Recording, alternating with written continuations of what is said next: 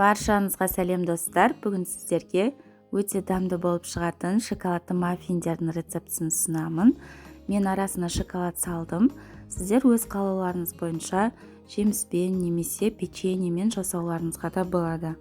Ол үшін ең алдымен еріп тұрған сары майға қант, шым тұз салып миксерлеп аламыз.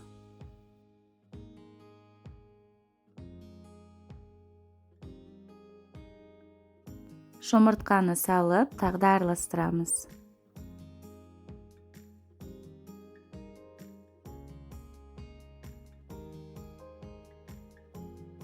Бөлме температурасындағы сүтті құйып араластырамыз.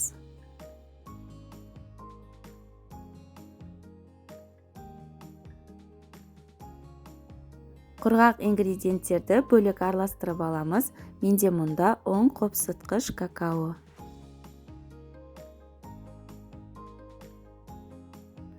Құрғақ ингредиенттерімізді 2 немесе 3 бөлікке бөле отыра, жұмыртқалы массамызға салып араластырып аламыз.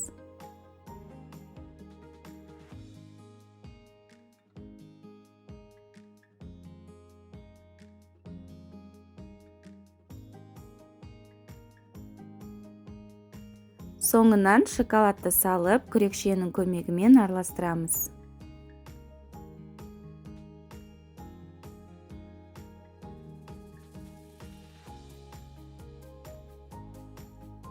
Менде осындай кекске арналған арнайы қағаз формалар, шамамен 2 ас қасықтан құйып, бетіне тағы да шоколад сеуіп, 180 градуста 30 минуттай пісіреміз.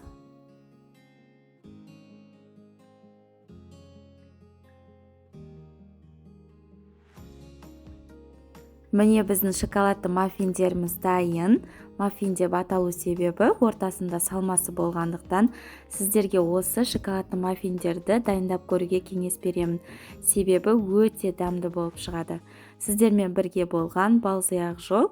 Егер де сіздерге видео ұнаса, каналға тіркеліп, лайк басып, комментарий қалдыруды ұмытпаңыздар.